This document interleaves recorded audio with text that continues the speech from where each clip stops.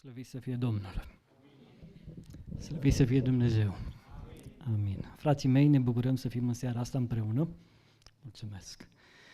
Și pentru câteva momente să privim în Scriptură. Aș vrea să fac de asemenea și eu precizarea și să apreciez gestul lui Dani de a fi aici. Săptămâna asta mi-a spus de lucrul acesta, că vrea să fie la biserică. M-am gândit că nu se poate să ajungă, însă pentru că el dă dovadă de un mult curaj și dorință de a fi la închinare, iată-l aici. Spun asta nu ca să-l laud pe el, ci spun asta ca să ne dăm seama că noi, poate deseori suntem mult mai sănătoși și dacă a venit ceva un pic peste viața noastră, avem un motiv în plus să spunem că nu putem ajunge. Dumnezeu ne oferă o lecție, uneori prin minuni, alteori prin cuvânt și alteori prin semenii noștri.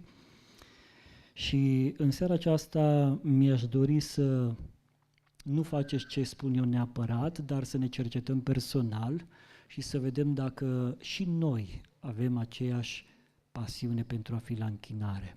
Dumnezeu să ne ajute. M-am gândit să închei o epistolă pe care o să o începem la citirea de la rugăciune, epistola lui Tit. Ea este pe programare până la finalul lunii și capitolul 3 nu mai încăpea în luna asta, decât dacă predicam eu seara asta din el. Și am ales să fac treaba asta ca să încheiem și epistola aceasta odată cu programarea, având în atenția noastră ca și biserică mai multe epistole în ultima perioadă, epistola 1 Ioan, 2 Ioan, 3 Ioan, epistolele lui Pavel către 1 și 2 Tesaloniceni, epistola lui Iuda și iată-ne acum la epistola lui Pavel către Tit. De aceea aș vrea să citesc câteva cuvinte din Scriptură și în sensul acesta, dacă nu vă cer prea mult, aș vrea să stăm ridicați și să ascultăm cuvântul lui Dumnezeu. Epistola lui Pavel către Tit, capitolul 3. Adu-le aminte să fie supuși stăpânirilor și dregătorilor, să-i asculte, să fie gata să facă orice lucru bun. Să nu vorbească de rău pe nimeni, să nu fie gata de ceartă, ci cumpătați, plini de blândețe față de toți oamenii. Căci și noi eram altădată fără minte, neascultători, rătăciți, robiți de tot felul de pofte, de plăceri, trăind în răutate și în pismă, vrednici să fim urâți și urându-ne unii pe alții. Dar, când s-a arătat bunătatea lui Dumnezeu, Mântuitorul nostru și dragostea Lui de oameni, El ne-a mântuit, nu pentru faptele făcute de noi în neprihănire, ci pentru îndurarea Lui, prin spălarea nașterii din nou și prin înnoirea făcută de Duhul Sfânt, pe care l-a vărsat din belșug peste noi, prin Iisus Hristos, Mântuitorul nostru. Pentru ca odată socotiți neprihăniți prin harul Lui, să ne facem în nădejde moștenitori ai vieții veșnice. Adevărat este cuvântul acesta și vreau să spui apăsat aceste lucruri, pentru ca cei ce au crezut în Dumnezeu să caute să fie cei dintâi în fapte bune. Iată ce este bine și de folos pentru oameni. Dar de întrebările nebune, de înșirările de neamuri și de certuri și cerovăieli privitoare la lege, ferește-te, căci sunt nefolositoare și zadarnice. După întâia și a doua mustrare, depărtează-te de cel ce aduce dezbinări, căci știm că un astfel de om este un stricat și păcătuiește de la sine, fiind osândit. Când voi trimite la tine pe Artema sau pe Tihic, grăbește-te să vii la mine în Nicopoli, căci acolo m-am hotărât să iernez. Ai grijă de legiuitorul Zena și Apollo, să nu ducă lipsă de nimic din ce le trebuie pentru călătoria lor. Trebuie ca și ai noștri să se deprindă, să fie cei dintâi în fapte bune, pentru nevoile grabnice și să nu stea neroditori. Toți cei ce sunt cu mine îți trimit sănătate, spune sănătate celor ce ne iubesc în credință, harul să fie cu voi toți. Amin. Vă invit să vă reocupați locurile.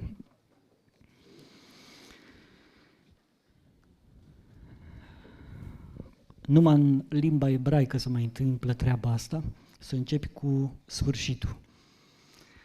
Pentru cei care ați avut ocazia să vă îndeleniciți un pic cu limba ebraică, ați constatat faptul că acolo se citește de la dreapta la stânga și de asemenea de sus în jos. De data asta cam așa facem noi, începem cu sfârșitul cărții, măcar că va veni un moment în care se va citi și începutul ei. Însă, pentru un timp aș vrea să precizez câteva aspecte care consider că sunt necesare, urmărind un pic intenția lui Pavel și de ce Tit. Biblia ne-l prezintă pe Pavel nu doar ca pe un apostol, Biblia ne-l prezintă pe Pavel ca pe un om al lui Dumnezeu care a ridicat oameni din mijlocul comunității creștine. Tit a fost unul dintre ei, Tit a fost un ucenic. Timotei a fost un alt ucenic al lui Pavel. Dacă privim în cartea lui Filimon, apostolul Pavel e unul dintre cei care se ocupă și de Onisim în a-l aduce la Hristos și apoi în a ajuta să crească și să-i fie de folos în lucrare. Ceea ce este foarte important nu este doar perspectiva lui Pavel față de semeni, este și perspectiva celor care trăiesc în prezența lui Pavel. Unul dintre lucrurile pe care le putem sesiza la oamenii aceștia și în mod direct chiar la Tit este faptul că și înțelege menirea pe care o are. Tit înțelege faptul că el este acolo să învețe, el este acolo în calitate de ucenic și că cel cu care vorbește în calitate de învățător și că ceea ce îi spune el trebuie neapărat făcut. Atunci când înțelegi calitatea pe care o ai de ucenic, ai în vedere câteva aspecte. 1. Știi ceea ce ești, știi ceea ce știi sau nu știi, adică ești onest cu tine însuți și nu-ți trăiești viața după vorbe sau după presupoziții, ci trăiești viața după principii și în al doilea sau al treilea rând ești omul dispus să învețe. Dacă nu-s dispus să învăț, atunci nu-mi depășesc nivelul de creștere. Un om care nu e onest cu el, adică să înțeleg că asta știu și asta nu știu, trebuie să învăț. Atunci omul ăla care nu realizează treaba asta, creștinul care nu realizează treaba asta, atunci el nu poate să învețe pentru că el crede că este atot suficient. Dumnezeu să fie cu tine, dragule. El este atot suficient și oricine îl învață ceva, îi se pare că el deja le știa. De aceea e de apreciat faptul că Biblia ne prezintă pe Timotei, pe Tit, pe Onisim și pe alții care au acceptat postura pe care o aveau de ucenici alături de un om al lui Dumnezeu care avea postura de învățător, de apostol, de slujitor. Și că sfaturile pe care le primeau prin el nu erau sfaturi facultative.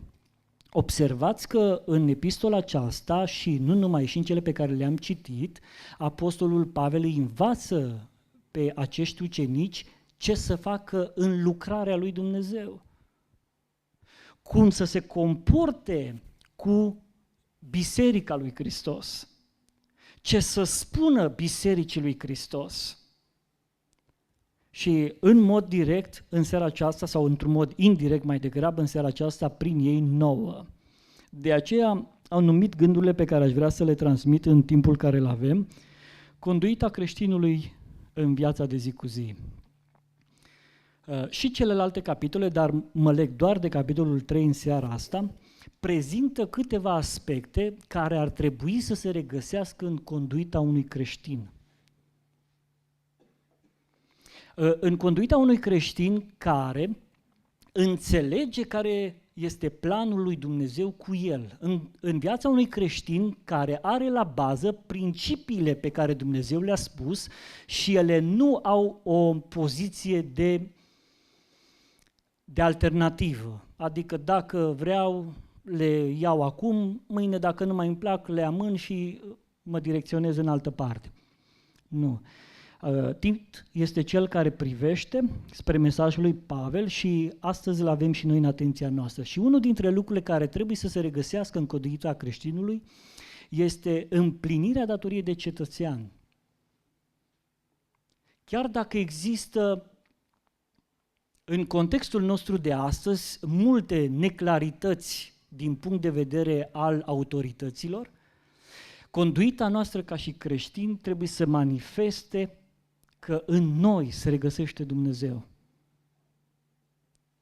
Că în exprimarea noastră față de cei care sunt înălțați în dregătorii se regăsește Dumnezeu.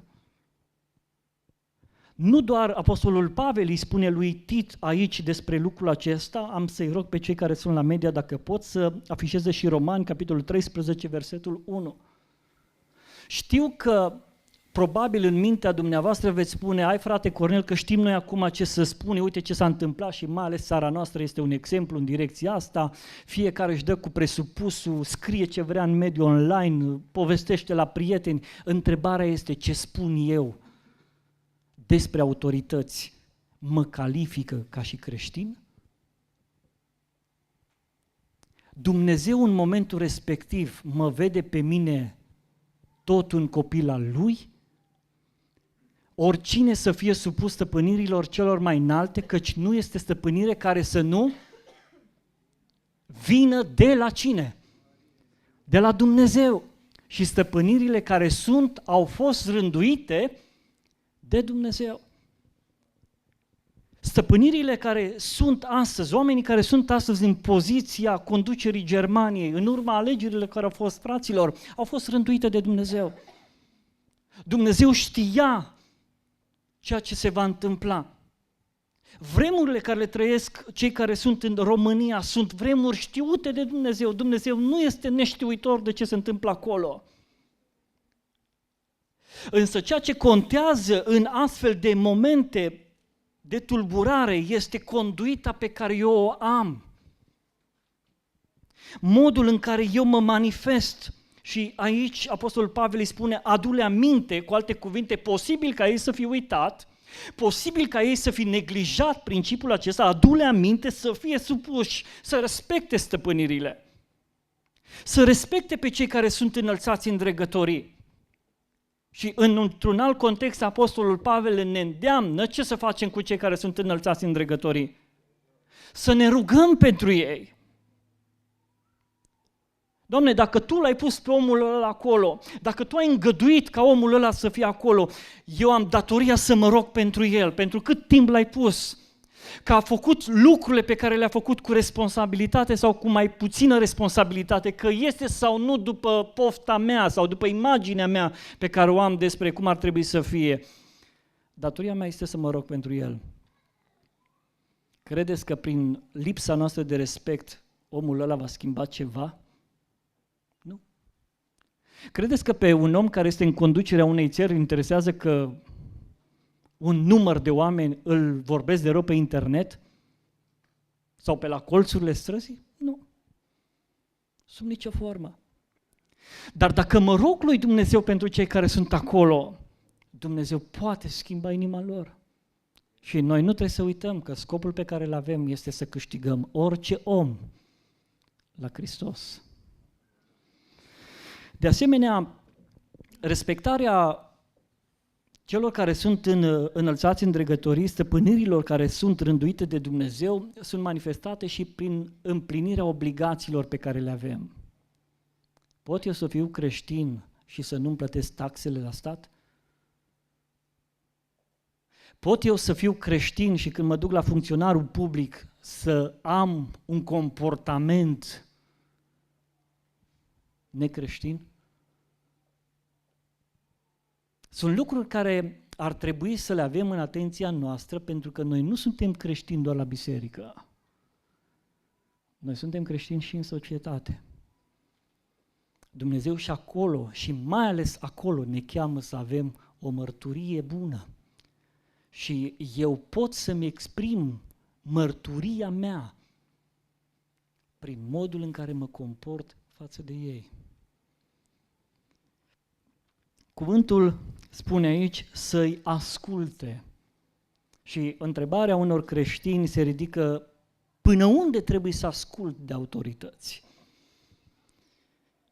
Până unde creștinul trebuie să se lase condus de autorități? Și Biblia ne prezintă un principiu general, mai ales în direcția aceasta, spunând până la păcat. De asemenea, Apostolul Pavel vorbește despre flexibilitatea lui, spunând că cu iudeul s-a făcut iudeu, cu grecul s-a făcut grec, până unde? Până la păcat. Aceasta este granița. Cu alte cuvinte, dacă am vorbit practic, autoritățile ar spune: Cornel, tu ești cetățean al nostru, de astăzi încolo tu trebuie să minți dacă vrei să mai ai salariu.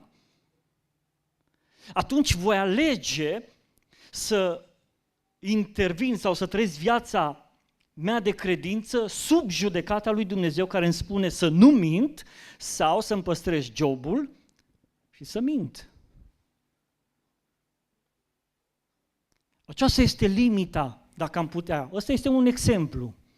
Eu știu persoane care au venit și mi-au povestit despre faptul că patronul lor le-a cerut să facă anumite modificări în câteva acte și pentru că n-au făcut treaba asta, au fost dați afară. Le-a spus: nu faci cum îți spunem noi, și cei care sunteți șoferi profesioniști știți ce înseamnă asta, mai ales când era vorba de tahograf. Nu ăsta digital, că la asta nu prea poți să faci multe, dar la celălalt se puteau face multe modificări și încă se mai fac.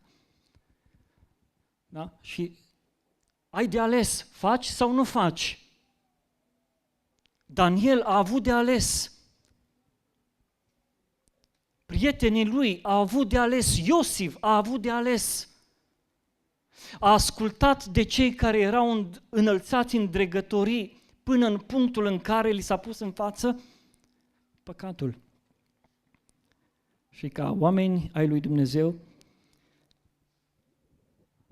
avem de ales în fiecare zi dacă vom respecta sau nu în momentele acelea principiile lui Dumnezeu. Conduita creștinului se vede în viața din societate. Se vede în manifestarea față de cei care sunt acolo, se vede în împlinirea datoriilor pe care le avem față de stat, că ne plac sau că nu ne plac, că ni se par prea mari sau prea mici. Asta nu are relevanță. Dumnezeu ne cheamă să fim creștini. De asemenea, conduita creștinului este dovedită prin caracterul lui. Deseori se vorbește despre caracter, nu o să intru prea mult în detaliile acestui domeniu, pentru că sunt foarte multe, dar vreau să menționez câteva lucruri pe care aici le găsim în textul acesta. Când se are în evidență modul de vorbire, moduri de comportare, da? Aici spune vorbire de rău, ceartă. Lucrurile astea stau în caracterul nostru. Noi nu ne naștem certăreți, noi devenim certăreți. Noi nu ne naștem vorbind de rău, dar noi devenim dacă cu asta ne îndeletnicim. Lucrurile astea sunt doar niște exemple pe care Pavel le ia și în Galateni atunci când vorbește despre firea pământească. Lucrurile astea e în puterea mea să le accept sau nu, dar în puterea mea sunt în funcție de cine este pe tronul vieții mele. Dacă le văd lucruri care trebuie să le pădate sau dacă le văd lucruri care nu sunt chiar așa de nesemnificative. Aici, Psalmul 1, și îl rog pe Ianis să-l afișeze, ne arată ce atitudine am putea avea atunci când se întâmplă astfel de situație. Ferice de omul care nu se duce la sfatul celor răi, nu se oprește pe calea celor păcătoși și nu se așează pe scaunul celor batjocoritori. Cine? Ferice de omul ăla, de omul care alege într-un mod conștient că direcția înspre acolo este una greșită. Eu pot să îmi permit să cred despre mine că am o conduită creștină. Eu pot să-mi permit să cred despre mine că sunt la cel mai înalt nivel spiritual. Eu pot să-mi permit să spun despre alții că nu-s buni. Dar asta nu înseamnă că așa este. Atâta timp cât în viața mea se regăsesc încă lucruri care trebuiesc rezolvate. Datoria mea nu este să văd grădina vecinului, mai ales dacă nu am o chemare de responsabilitate. În sensul că dacă Dumnezeu m-a pus pentru o vreme să am o responsabilitate de slujire, atunci e în datoria mea să văd și grădina vecinului, adică celor care sunt sub autoritatea slujirii mele. De ce? Că Dumnezeu îmi va cere socoteală de modul în care am administrat. Și aceasta este poziția pastorală. Dacă nu am atribuțiunea pastorală, atunci nu-i de treaba mea. De treaba mea e grădina mea de care Dumnezeu m-a pus să am grijă și de care voi da socoteală de modul în care am administrat-o.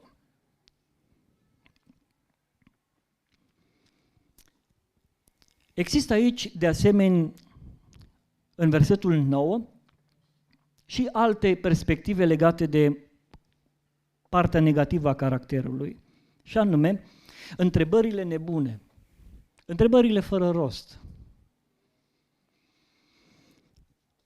înșiruiri de neamuri, de certuri, din orice. Dom'le, nu-l mai interesa, el nu-i interesat că rănește, nu-i interesat că îi face pe alții să piardă vremea. Am fost ca slujitor în câteva biserici când eram păstor de sector. Acum fratele Mihai a preluat slujba aceasta. Și în unele biserici erau persoane care mă așteptau așa cu Biblia deschisă la câteva versete, probabil că aveau obiceiul ăsta cu orice slujitor nou care venea în biserică și vreau să vadă care este perspectiva slujitorului despre subiectele generale, unde Biblia nu spune prea multe detalii. Unde Biblia nu spune exact cum să fie, dar ei vreau să vadă ei perspectiva mea atunci fiind acolo slujitor a altuia și probabil se foloseau de perspectivele noastre. Băi, până și fratele a zis că așa să fie. Sau să intre în contradicție cu slujitorii locali, care probabil au trasat acolo o rânduială. Când vezi că vin astfel de întrebări care nu au scopul să zidească, care nu au scopul să clarifice o situație, care nu au scopul să aducă zidire spirituală, atunci trebuie să te oprești și să nu le iei în calcul. Cu alte cuvinte, Apostolul Pavel îi spune lui Timotei, la astfel de apucături, la astfel de manifestări, ferește-te de ele. Nu-ți pierde vremea cu astfel de lucruri. Creștinul care se ocupă cu astfel de situații, încă în viața lui există o abordare a caracterului neduhovnicească. De aceea, el și prezintă ce să faci în astfel de situații. Atunci când cineva dă dovadă de un caracter nebiblic, neduhovnicesc, există metode pe care Biblia ne învață, pe care să le aplicăm. Și metoda aplicată aici, în capitolul ăsta, spune, du-te și mustră-l. Spune-i, frate, soră, nu-i potrivit ce faci. A doua oară, dacă l-ai mustrat și el continuă să facă asta, Biblia este destul de categorică și Pavel este atât de direct încât îi spune lui Tit, depărtează-te. Acum cei care suntem foarte cuprinși în dragostea pe care Dumnezeu o lansează față de oameni, am spune, cum frate să te depărteze un om? Că Domnul iubește toți oamenii. Este adevărat, dar nu iubește și toate prostiile pe care le fac oamenii. Un om care perseverează în a trăi încălcând principiile lui Dumnezeu, nu înseamnă că Dumnezeu îl tolerează. Dumnezeu îl acceptă și îl așteaptă să se pocăiască, dar ceea ce face el, Dumnezeu nu tolerează. Adică faptele pe care le facem noi într-o zi pot primi răsplată sau pentru faptele astea putem fi judecați. De aceea, aceasta este abordarea pe care Apostolul Pavel i-o dă lui Tit în contextul acesta, în care are de a face cu oameni, cu creștini, prin care se manifestă acest mod negativ de a lucra în cadrul bisericii. Să nu uităm că aici este vorba de creștini, nu de oamenii care sunt în afara bisericii. Și din păcate, poate, va fi necesar uneori să ieși din anturajul ăsta și să spui, nu sunt de acord.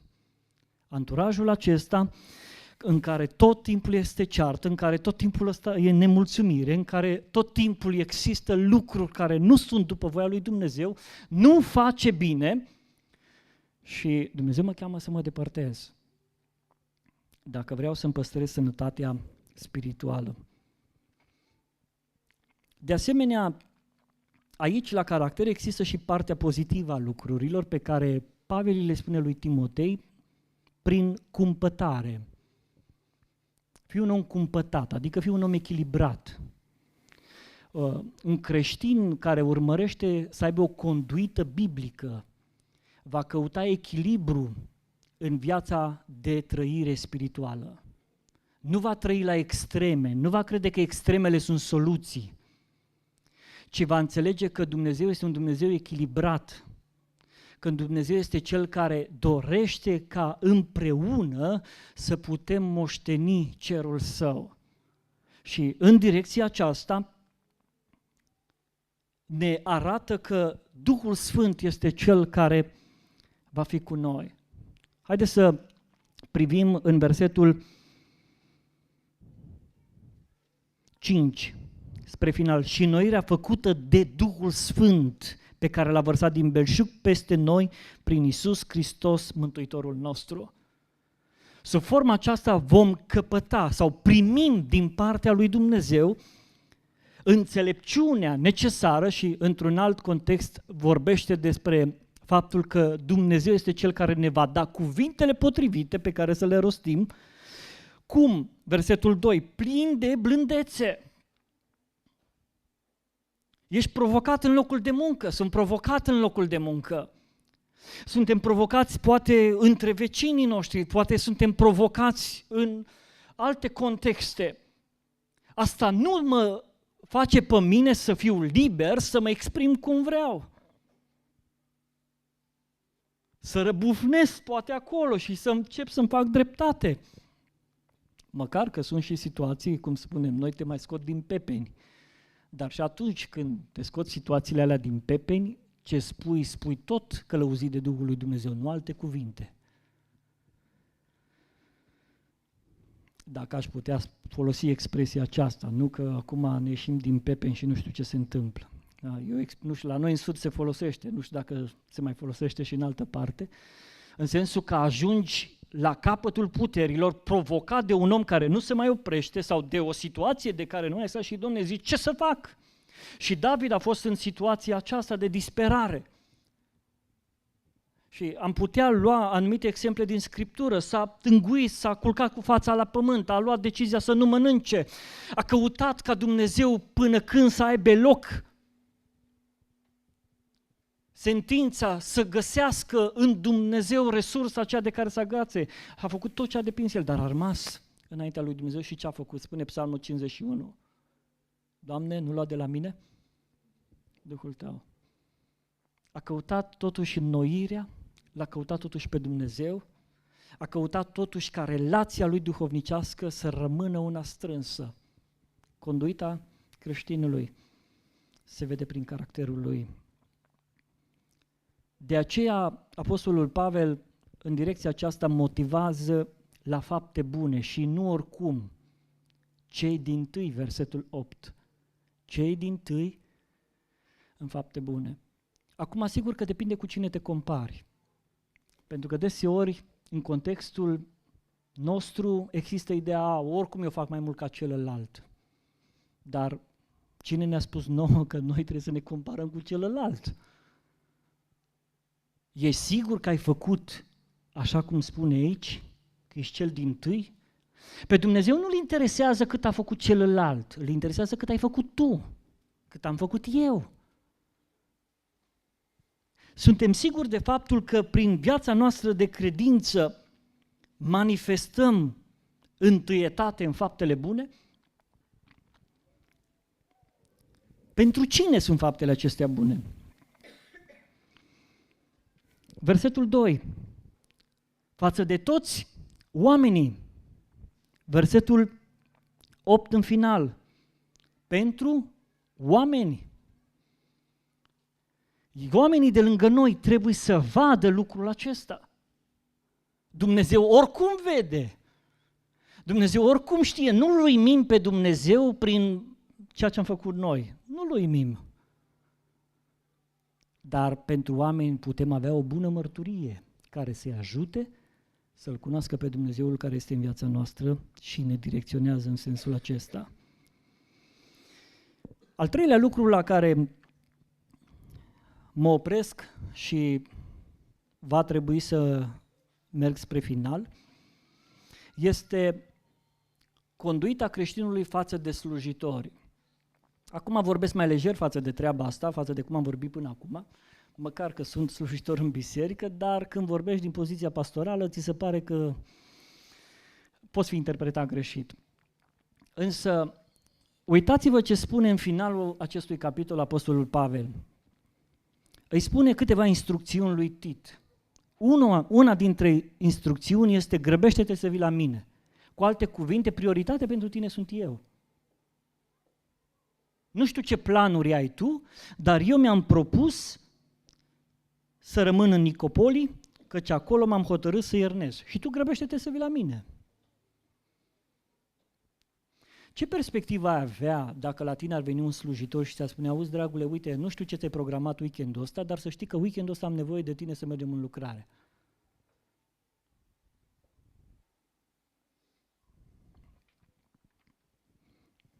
Pavel vorbește despre grija față de lucrători, adică noi trebuie să-i susținem pe lucrători. Dacă îi vom lăsa singuri, vor face cât vor putea, că asta le e chemarea. Dar noi trebuie să fim alături de ei. 2. Pavel îi dă instrucțiuni lui Tit ce să facă față de alți lucrători. Versetul 13. Ai grijă de legiuitorul Zena și Apollo, să nu ducă lipsă de nimic din ce le trebuie pentru călătoria lor. Oamenii ăștia doi vor pleca în lucrare și eu te trimit pe tine acolo, Tit, ca tu să te ocupi de toate nevoile lor. Și mai presus de lucrul acesta, îi dă un detaliu esențial. Trebuie ca ai noștri, care ai noștri? Frații din biserică. Ai noștri să se deprindă să fie cei dintâi în fapte bune, pentru nevoile grabnice și să nu se stea neroditori.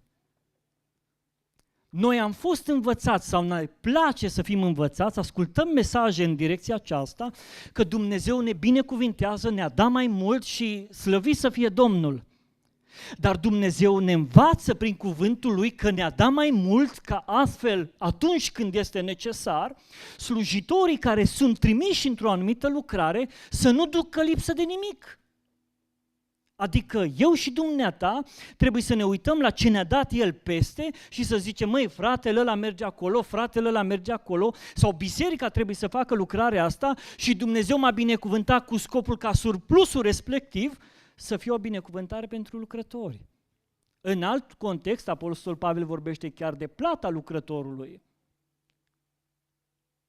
Știu că detaliile acestea uneori ne duc cu gândul, dar cum, frate, eu trebuie să... El ce face? El... Frații mei, nu sunt cuvintele pe care le-am spus eu, adică nu le-am scris eu, nu sunt cuvintele pe care le-a spus doar Apostolul Pavel, ci sunt cuvintele pe care Mântuitorul le-a spus.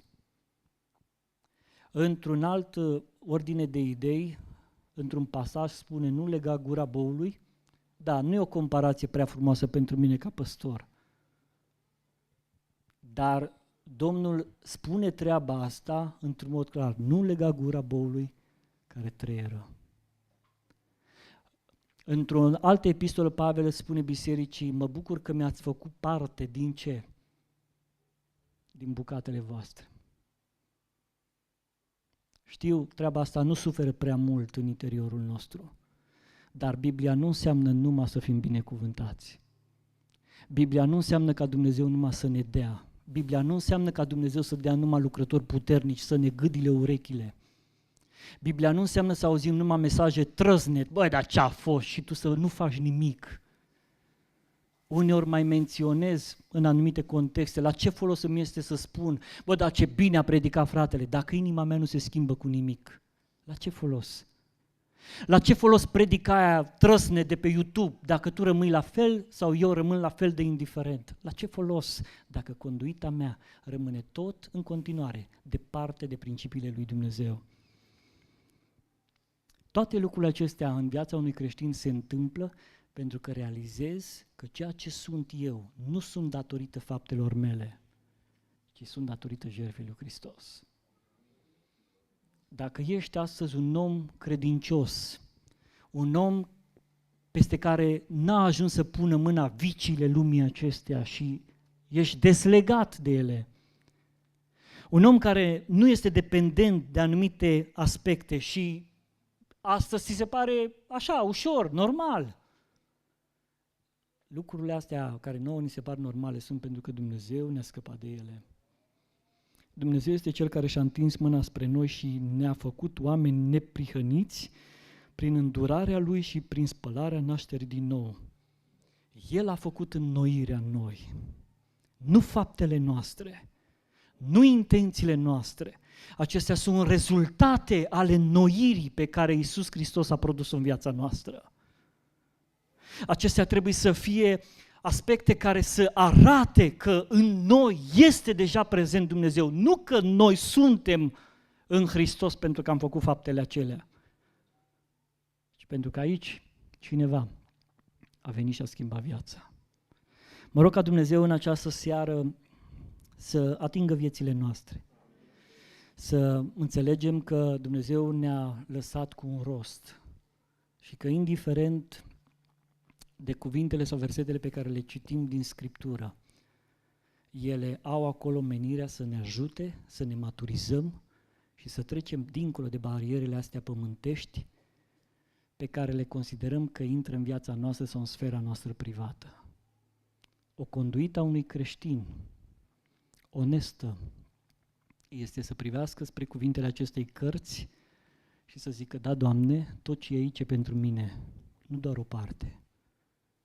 Tot ce e aici ai lăsat pentru mine.